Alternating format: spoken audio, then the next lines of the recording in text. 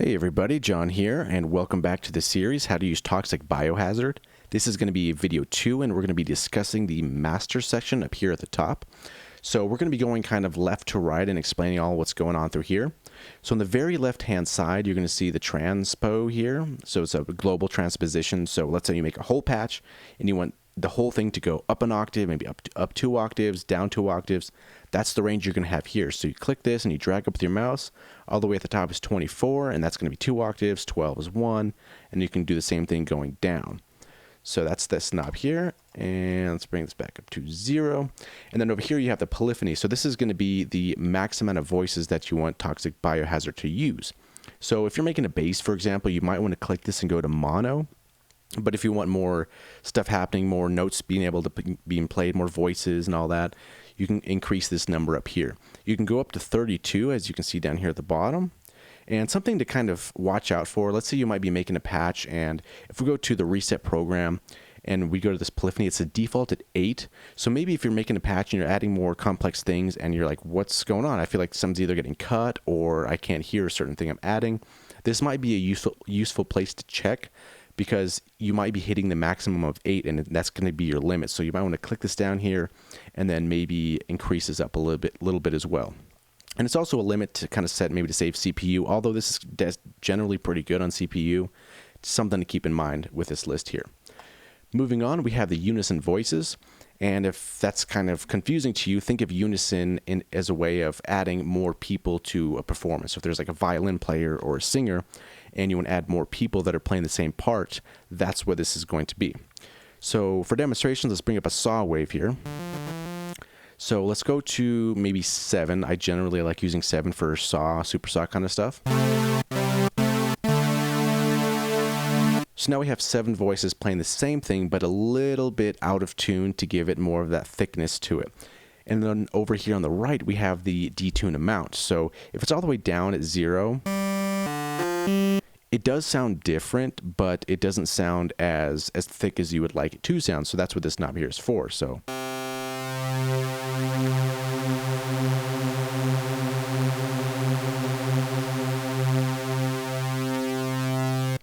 that's what this guy does here.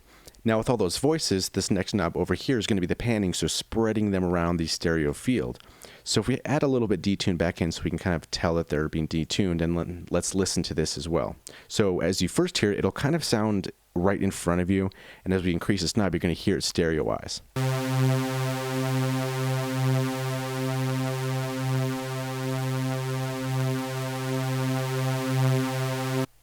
So that's very useful for maybe if you want to make a bass with maybe a couple different voices, and you might want to keep it a little bit more centered. You can do that. If you have a big patch, like a string patch maybe, or a pad or something like that, you might want to stereoize this just a little bit here. And the next up, we have the glide mode. So let's go and reset the program for this demonstration here.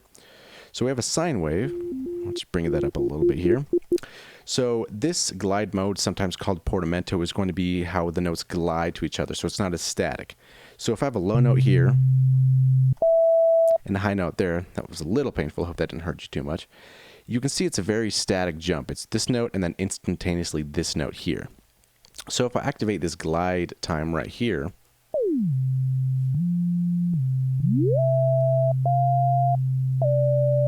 you can see, especially here, this is where it's starting to glide too.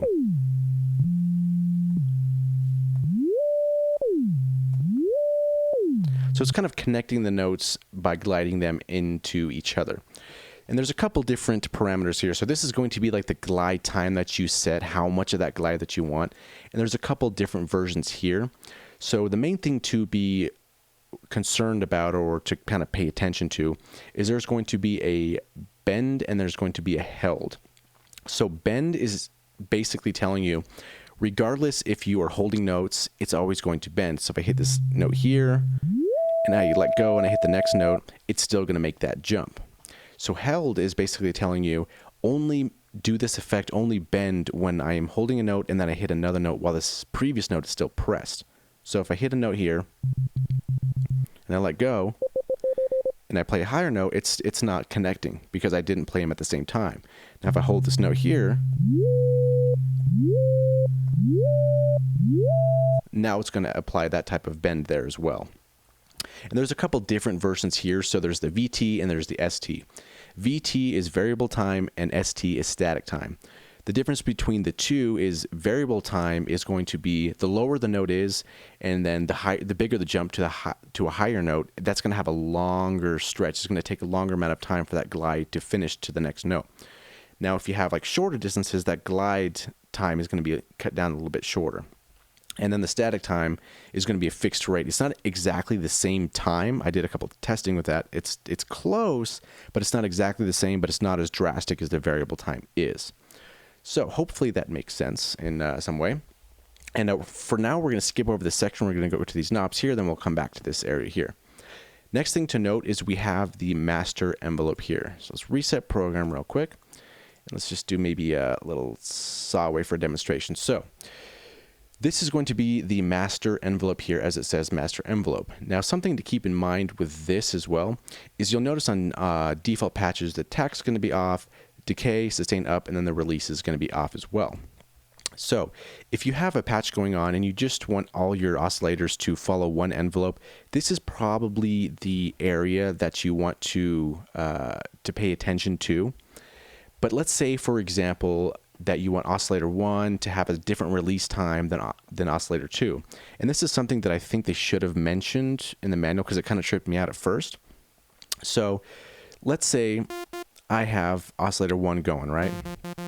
And I'm like, okay, let's give it a little bit of attack. Okay, that's working, right? It takes longer to come in. Now, I'm like, okay, let's check out the release. I'm like, wow, is this not broken? It's not releasing. And the thing to keep in mind is that this master envelope is going to control all these envelopes as well. So if this is off, of course this isn't going to work. So as I increase this, you'll see the release is actually working. But this is at maximum volume here. So if I bring this one down, it's not going to work. And now I'll have an independent control of this first oscillator's release. So that's something to keep in mind. It can trip you out. You can be like, why is this release not working? And this is something to look into. So you could have this maybe at like its maximum influence here, and then kind of play around and fine tune that release right there as well.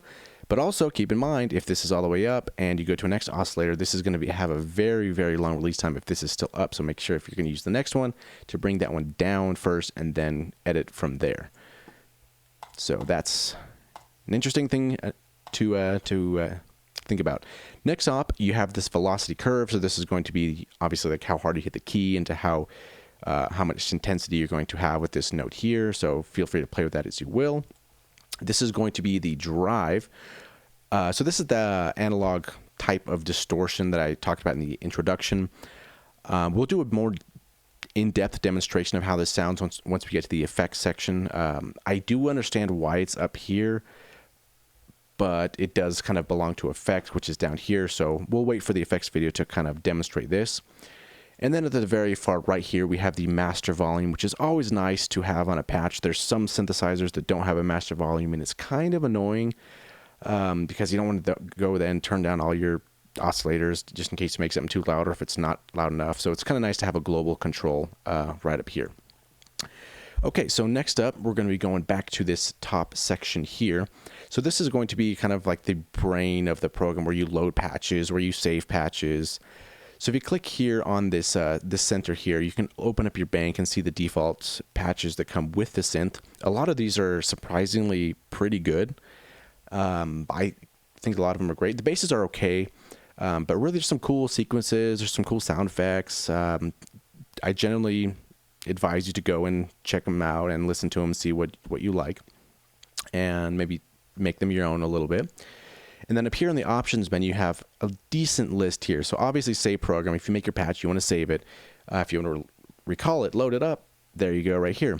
So this section here, I'll briefly talk about it because you're probably not going to go too in depth with it. I wouldn't think at first. But going ahead and importing the CC map, it's basically importing different links from a saved FXP file. Next up, you have the import MIDI modulation, or modulations, it's plural. So it's basically import MIDI routing settings if you have saved those elsewhere, you can import those back. And then you can import a sequencer pattern if you make a sequence pattern, or I think FL actually does come with a few default in their default install folder, if I'm not mistaken, and you can import different sequences for those. And we'll talk about the sequencer a little bit later, but yeah. Next here is swap effects. So this is useful for these effects down here. So let's say you have a reverb and then a delay or whatever effects you choose, you can swap the order that those effects start in. So by default, it's going to hit this effect first, and then this effect is going to feed the next one. And let's say you're like, I think I made a mistake and I have all my knobs saved and I don't really want to write things down or take a picture of stuff. Then you go and swap the effects, and now this one will process, the first one will process second and the second one will process first. So they swap the effects, I guess, right? So next up here, we have the reset CC link map, and that basically resets all external controller modulation links. So if you had stuff linked up, you're like, I want to reset everything, just click that. And then you have reset MIDI modulation, which is over here in this MIDI modulation section. If you have a lot of stuff here and you're like, I just want to get rid of it all, and then whoops, and then you go options and then reset that. And you can go down here and reset the sequencer if you have all these random things and you don't want to like drag down to zero. And that's a quick way to reset the sequencer. And then here, reset program or a knit preset, however you want to call it, resets everything back to the default state. So I believe this covers everything of this here. Oh no, there's a link in this X here. So for example, this link here, you'll see this tiny little button. It's kind of easy to miss in this little X right there. So that link, basically it's going to link the last tweaked parameter to the selected target. So you select the link or whatever you last tweaked, and then you move whatever parameter, and it'll automatically make that link. Now, if you don't like that or you want to remove that, then you hit that little X there. It's going to unlink the displayed link relationship. So that's what those two do. It's very tiny. It's easy to overlook, like I just did. So you might use it, you might not. Definitely up to you. But hopefully that makes sense of what it actually does. And as always, if there's any questions about maybe this section up here, please let me know, and I'll try my best to respond. And it should be hopefully straightforward. Just not too much to this master section.